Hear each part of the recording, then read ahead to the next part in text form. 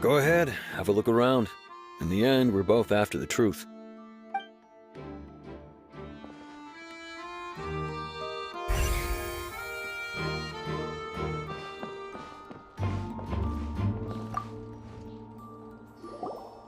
So this is the rope that broke and caused the water tank to fall. The rope looks pretty durable. How can it be burned through so quickly by fireworks?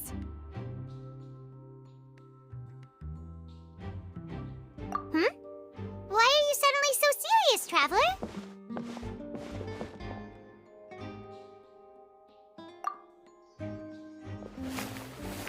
Whoa! Look! This bit is made from different material!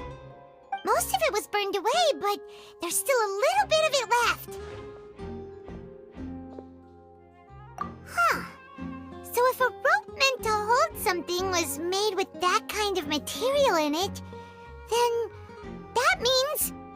Wait! Why don't you write all this down? Let's take notes!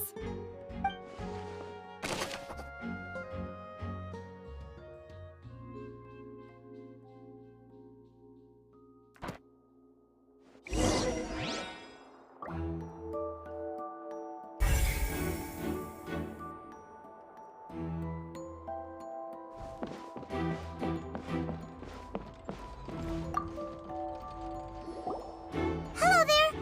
What are you investigating?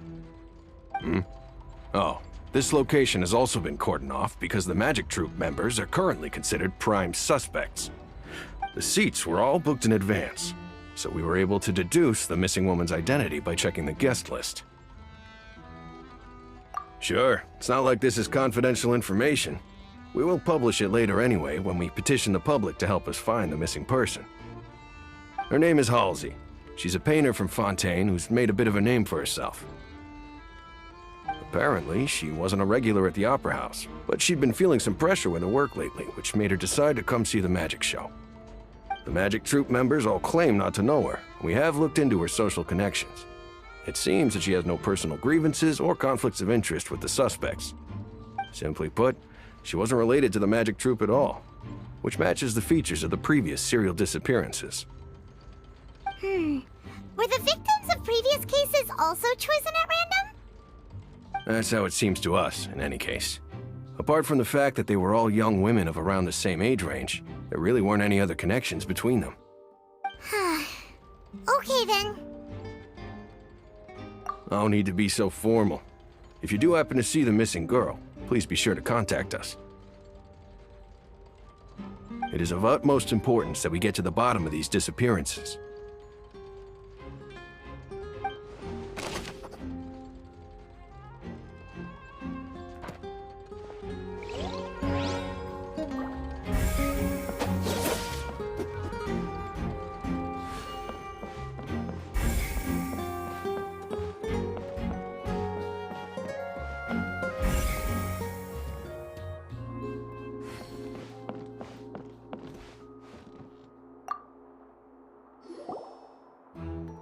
The investigation team has some new findings. Turns out there's an issue with the random number selector after all. See, I told you. What if the machine picked some big guy's seat? You think the murderer would have still made his move then? Sorry to interrupt, but we're helping Linny and Lynette with their side of the investigation. What were you saying about the number selector? There's something wrong with it? You're trying to help them? That'll be a tall order. Linny used the machine to pick a random member of the audience during his performance, right? The lucky girl that later disappeared. Well, we thought there might be a serious problem with the machine, so we had it taken away for further inspection. It turns out that the seat number it picked wasn't random at all. The machine picks that same number every time. I'm sure you already know that you have to make a reservation in advance to get a seat, regardless of whether it's a trial or some performance. In other words, Linny knew who would be sitting where from the very beginning. That much checks out. Linny reserved our seats for us, too. Bet you see why I was saying it'd be tough to make a case for Linny. Even though it's bad for Linny's case, Paimon had better write it down.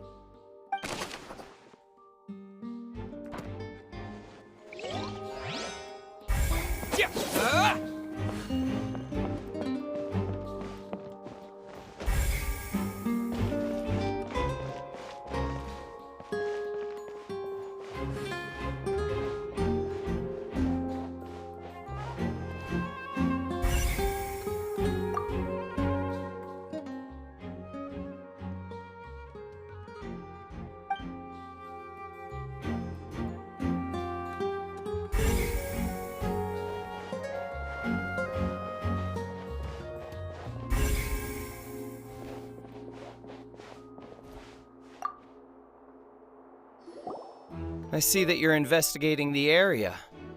Well, it just so happens that I'm interested too. If you find any new and interesting leads, be sure to share them with me, all right? We don't have too many thoughts yet.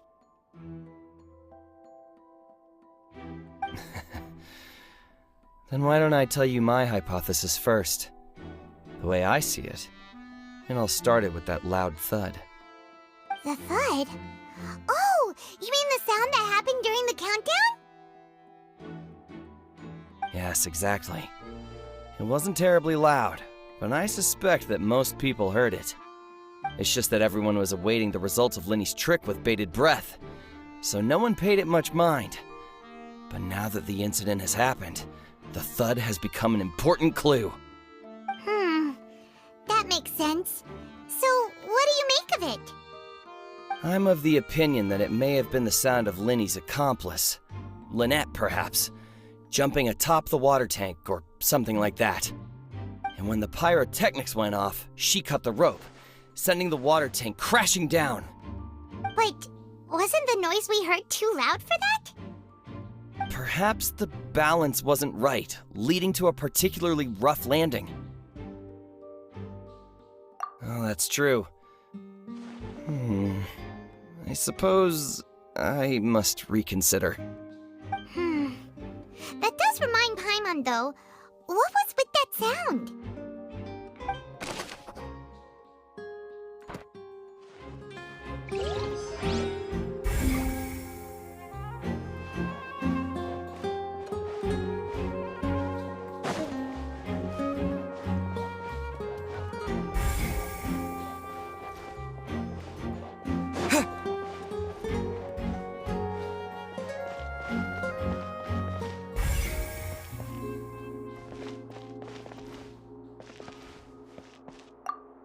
Lenny's still talking to the guards.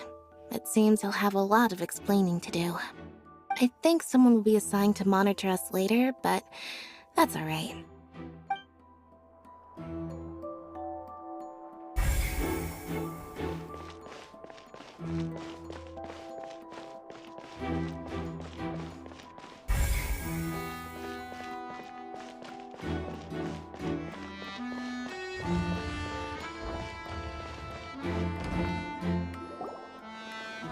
Hey, you! Yes, both of you! Over here!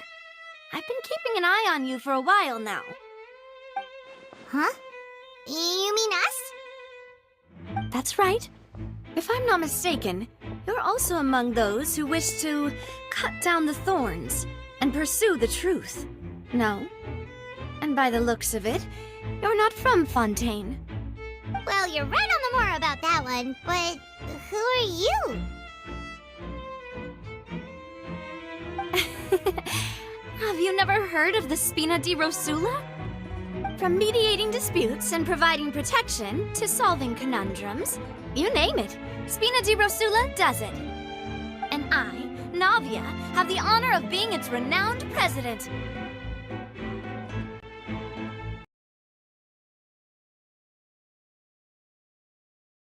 Those who play by our rules call me boss. I'm Silver, her attendant. Pleased to meet you. And I'm Melus. Demoiselle's various daily needs and affairs are under my purview. Huh? Boss? Demoiselle? What gives with the names? Well, I am the second generation president. Melus and the others are still used to my previous title. My apologies, Demoiselle. Should you prefer, boss, I will endeavor to use that instead. No need. You don't have to call me boss. Just Navia is fine. Okay, if you say so. Not that we're members of Spina di Rasula anyway. All merely trifling details. Never mind. Now, back to the situation at hand. That's right. I've always kept an eye on the serial disappearance cases. My interest stems from a matter back from my father's time. Judging from the look of things, I find Lyney an unlikely mastermind. Really? We think so too! That's why we're looking for clues now! But how did you come to that conclusion? Intuition, naturally. My unparalleled intuition. Farina sure was quick to point the finger at Lyney without any decisive evidence whatsoever, wasn't she? But that's not uncommon for her. If you remember, the Justice had to interrupt her and ask if she was pressing charges just to keep her from getting carried away. Anyway, a trial begins the moment someone levels charges. And, of course, there was no way Farina was going to back down in that situation. Sounds more like you just don't trust the Hydro Archon. Well, what's your opinion? I must admit that she can be interesting at times, but liking her doesn't mean that I'll blindly agree with her. All right, I've answered your question. Now, it's time you answer mine.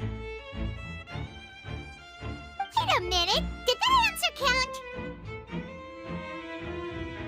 Well, I say it does. But don't worry, you won't hear any pointless questions from me. In your opinion, do you think it's right to treat a trial like it's an opera?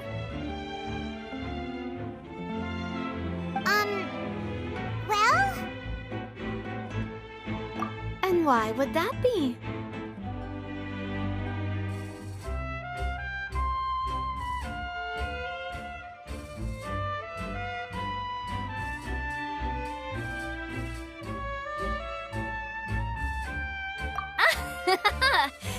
See, Silver and Maloose? I told you they'd be different. Most astute of you, demoiselle. I too think that the Traveler's response was most excellent. No matter how wonderful the script or how fervent the audience's expectations may be, the trials that go on stage here must be based in fact. Then if that can be done, boss, then... All right, that's quite enough, Maloose. Anyway, I like your answer.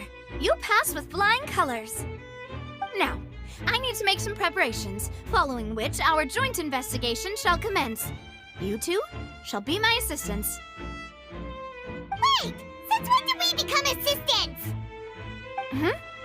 Oh, well, I can be the assistant, sure. Or your companion, if you like. I'm really not that fussy. That's more like it. Far be it from me to brag, but I believe that Demoiselle's intuition will be instrumental in uncovering the truth.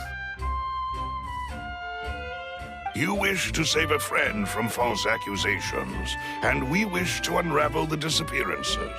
In this sense, our goals are aligned. You have a point.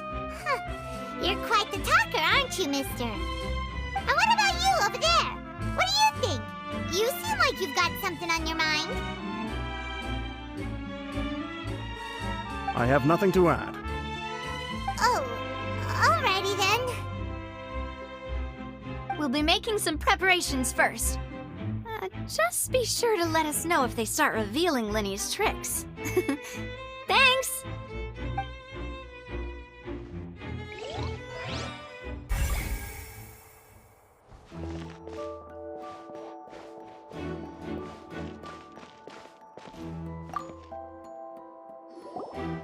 Sorry, but no one can freely enter or exit the Opera House at the moment. If you wish to leave, you must register your identity with us first. No, we're not leaving. We're representing Lyney and Lynette as attorneys, so we're investigating the case. Were you always guarding this entrance? Yes, after the Chief Justice gave the order, everyone coming in or out must undergo a strict inspection. So the missing girl couldn't have left from here. At least, not from that point on. I doubt there was much opportunity then, either. How can you be so sure,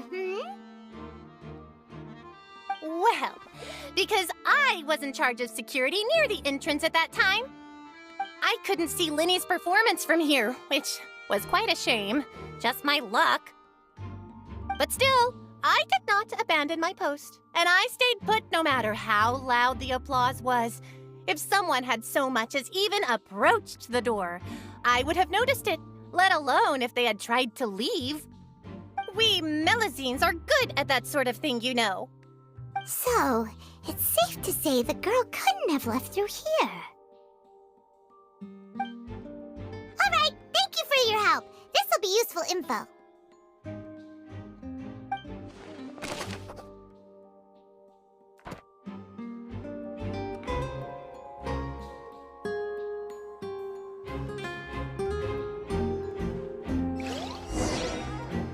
We've checked everything of note here at the performance venue.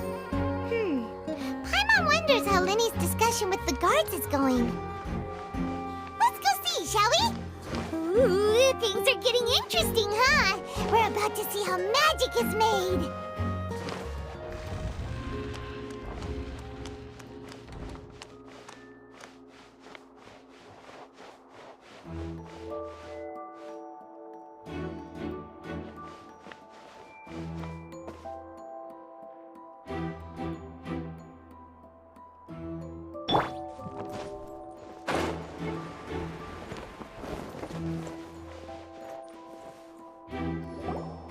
Understood.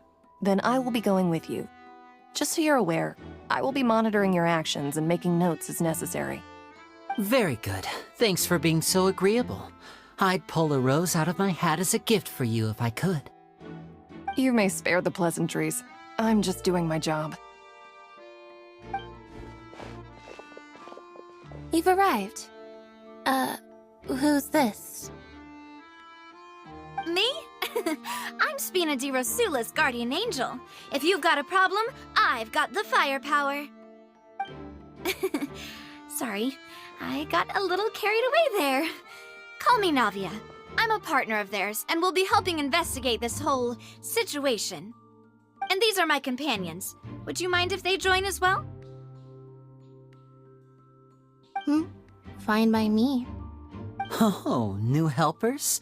I would be most grateful. Well, let's just say we're tagging along. It's not every day you get to see the secrets behind magic performed on such a large scale. I appreciate your kind interest. Come with me. We'll be heading below stage.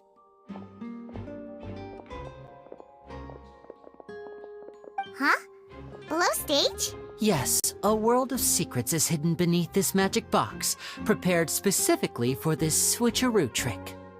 But before I reveal everything, you should have a look first. Notice anything strange here?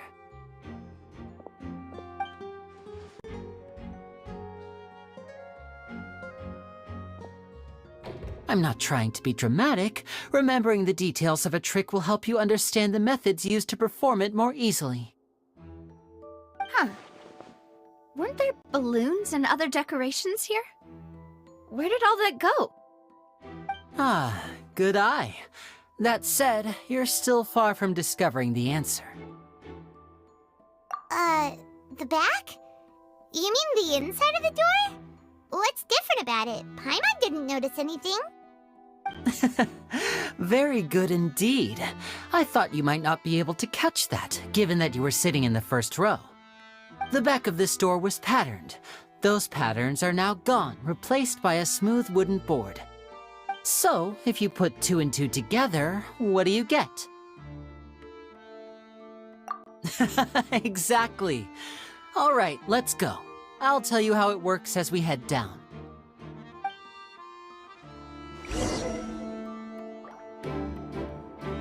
Oh, so there was a passageway under the magic box!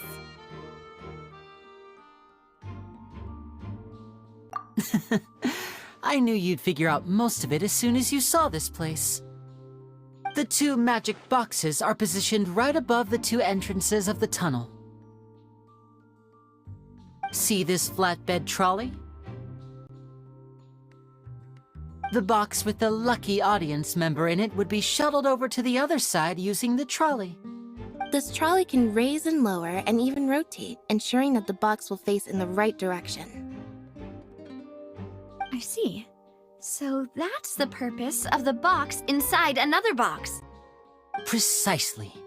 The inner box would descend after the audience member was put inside and be moved along the trolley, all while the outer box would remain on stage as if nothing had ever changed. So that's how you did it! Once the box was lowered, the trolley would store some energy through this device here, with which it would complete the rest of the steps. The audience member would only be able to feel some slight movements in the dark, and by the time she walked out, she would already be back on stage. Right! You were talking that whole time, and you even came out for a moment near the end! Ah, yes. A phonograph operated by Lynette was used to achieve that effect. My assistant and I had already scripted our conversation beforehand. When the countdown began, I had already gone to the opposite box via a tunnel using that ladder. And what about Lynette? Where was she? I was in the mezzanine space in the back of the box.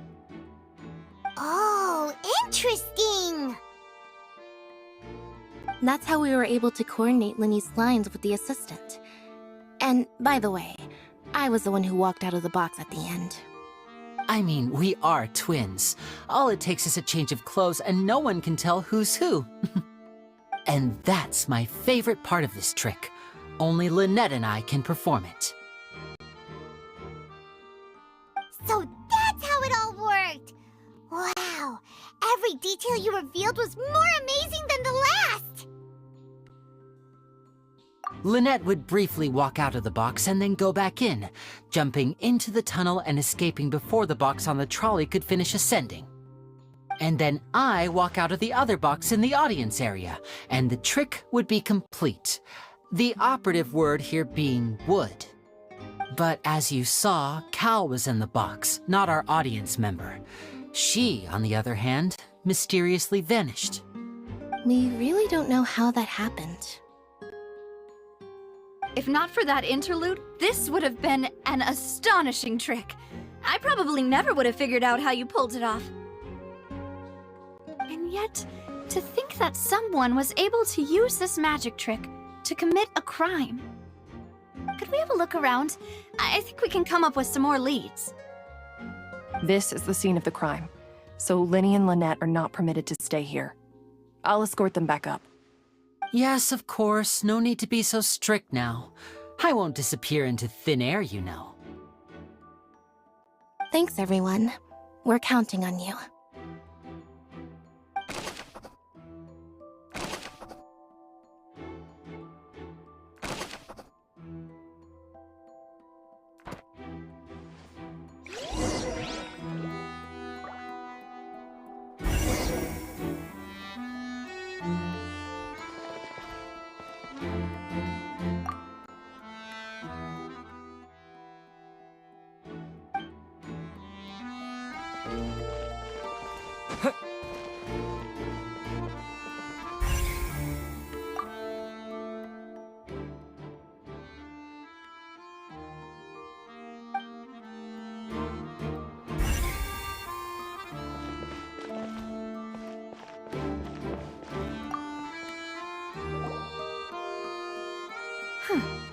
What's this?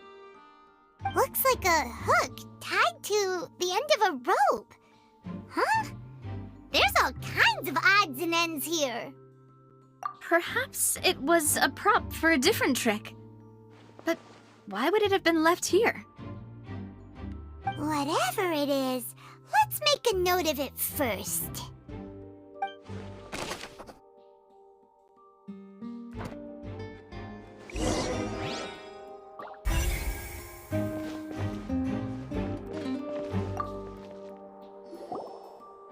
The floor is wet. Please be careful not to slip.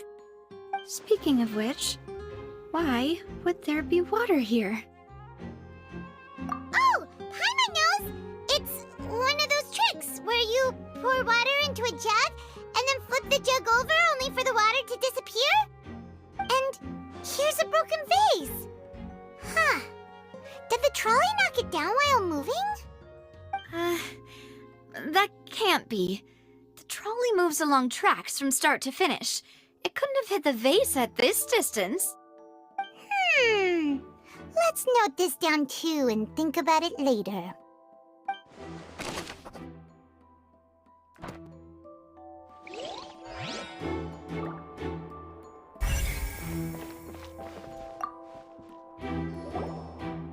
Oh, these are the clothes that the lady chosen from the audience was wearing, right? Her clothes are here, but she's nowhere to be found. Right. And do you really need to do that if you're kidnapping them? Ugh, this is so confusing. Paimon doesn't want to be a detective anymore.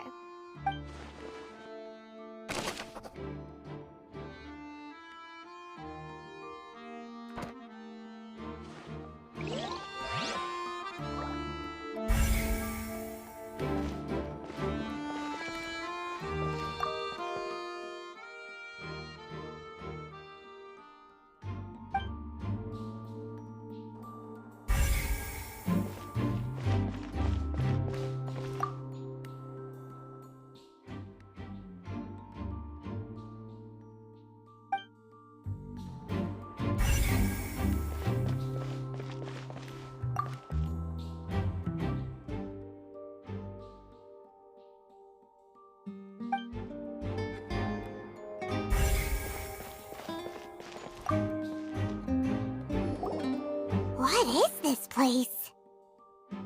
It seems someone could fit through here. Huh. Could this have been the suspect's escape route? Alone, perhaps. But if they had to pull another person with them, the space would be too narrow. But there are no other ways in or out of here. Oh, you're right! Let Paimon write that down.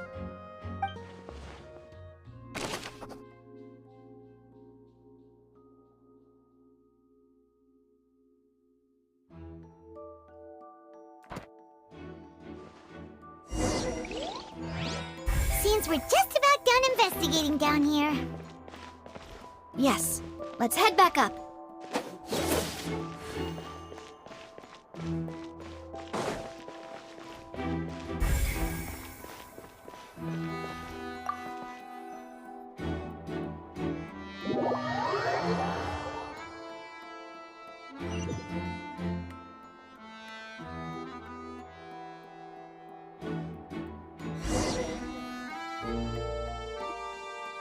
Well, we've ascertained the state of the crime scene. Let's find a place to sort out our findings once Malus returns. It seems to me that there are several things that don't add up here. Apologies for the wait, demoiselle. So, what did the guards say? Did the criminal escape through the vent? They believe the odds of that are very low, since the vent leads to the Opera House's basement.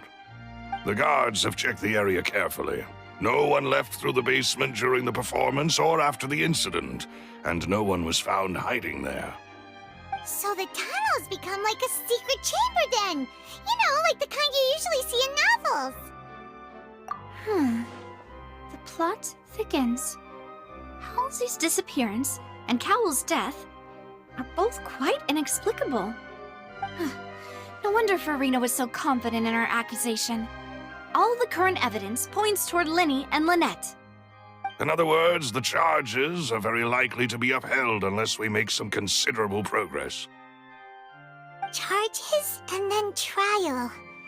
So if the charges are upheld, they'll announce a sentence? That's right. This is how a trial goes in the Opera House. During the proceedings, the Chief Justice and the Oratrice will hear statements from both sides. That's right. This is how indemnitium is produced. The statements from both sides, the defenses from attorneys, witness testimonies, And even the audience's emotions will all be projected on the oratrice. To put it simply, it's as if the oratrice has its own will, and is a judge in its own right. This also precludes any kind of favoritism on the part of the Chief Justice. And not that this has ever happened anyway. Once both sides have finished speaking, the Chief Justice will make his final decision. This, too, will be used by the oratrice as a reference.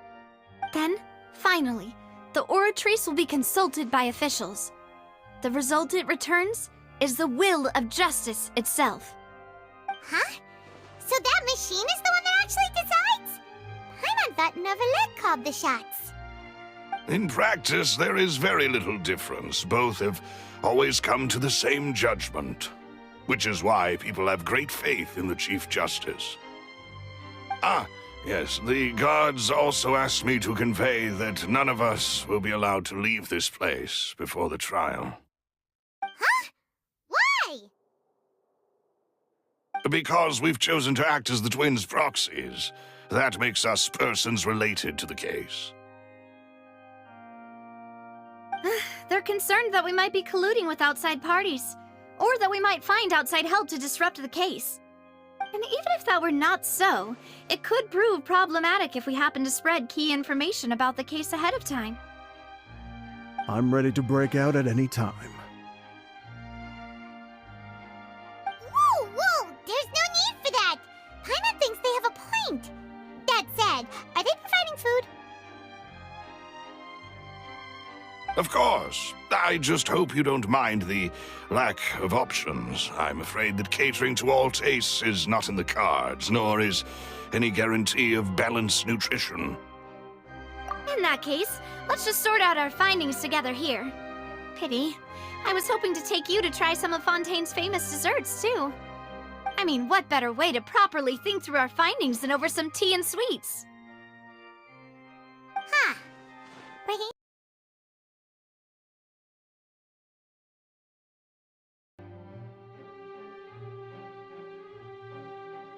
Just kidding! Just kidding! Paimon will still do her best, even if there are no snacks. What do you mean, no snacks? Of course we'll have snacks. If we cannot buy some, then we'll simply make some. Huh? Here? But how? Understood, Demoiselle. Everyone, please come with me.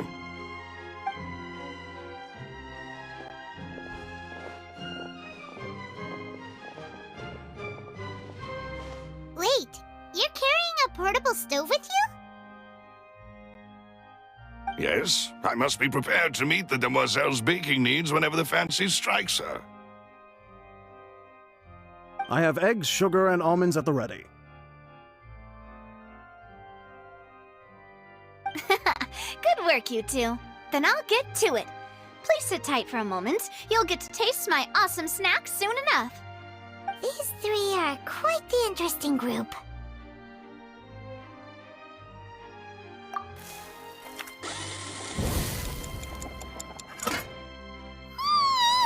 And Paimon thought it smelled good while it was still in the oven! Oh, it's even better now. Paimon can't stop drooling. From the way you had these two guys carrying all that stuff around, Paimon thought you'd have them do more during the baking process. But you ended up doing the entire thing by yourself! Beating the egg whites, grinding almonds, everything! I was applauding. And I was giving encouraging smiles. Paimon was just thinking, aren't you worried about getting your fancy dress dirty beating egg whites and baking like this? Well, I don't think it's carved in stone anywhere that fancy ladies can only read books, sip tea, ride horses, and play the piano. I just really enjoy making snacks. Don't underestimate beating egg whites, by the way. It's a real arm workout. You also need to beat them to just the right consistency, or your macarons will crack. Anyway, give these a try, fresh out of the oven. There's 3 for each of us. Only 3? Well, eating too many sweet treats might send all that sugar to your head. You wouldn't be able to think clearly about the case on a sugar rush, would you? Tea is ready to be served as well. This is Demoiselle's favorite, strong black tea with a floral fragrance that clears the mind and lifts the spirit. No need for concern. I'm merely doing as I should.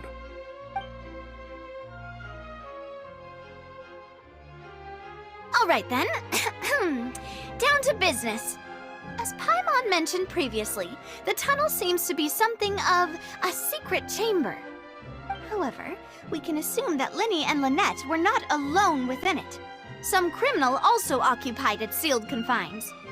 The magician twins could have committed the crimes, of course, but they lack any logical motive. Exactly! Why would they do such a thing right when everyone was watching?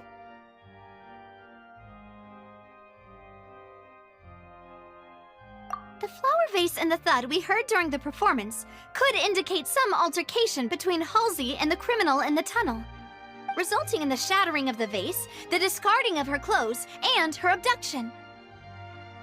Perhaps the criminal thought that since she was chosen from the crowd, she would be too easy to identify if she was still wearing the same clothes. Paimon thinks that makes sense, but the real trouble is...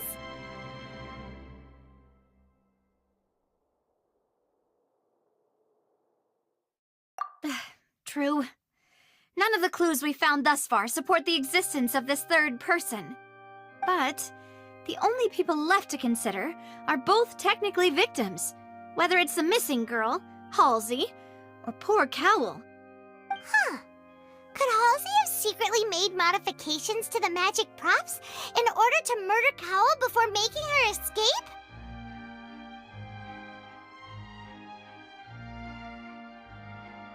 That's right. And even if she had tampered with the setup, she would need to understand the entire trick to pull it off. Nor does she have any motive. The guard said that she has never had any dealings with the magic troop's members. Were we not thorough enough in our search?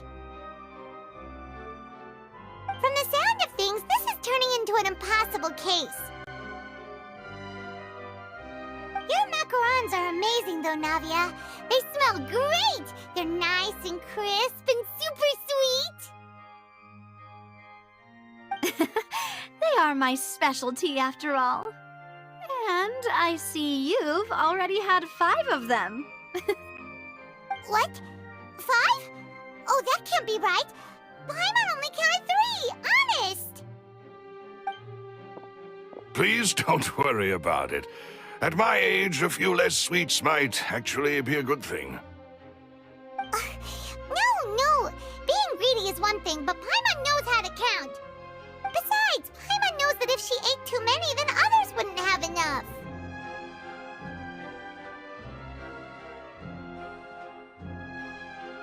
Wait, even you don't believe Paimon? How could you? If Paimon ate those 2 extra macarons, then may they turn into stone in her stomach! All right, we get it. Well, I suppose one of us might have gotten too engrossed in our chat and eaten them by mistake. No big deal. Maloose, set up the stove again if you would. Huh? What are you doing? Making sure everyone gets 3 macarons, of course. Exactly. We don't want to trouble you. As you wish, demoiselle. And I have the egg, sugar, and almonds. Well, this really is your hobby, huh?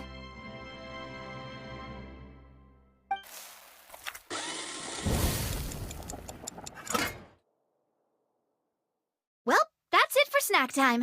I'm going to have another look around the area. I don't know what we're looking for yet, but we've still got some time. As attorneys, I suggest the 2 of you think the case over again. It would be awkward if you got all tongue-tied on stage during the trial. Alright, thanks for your help, and for the snacks. It was nothing. A small task for the Spina di Rosula. Silver, Maloose, it's time to go. I'll be back if I find anything new.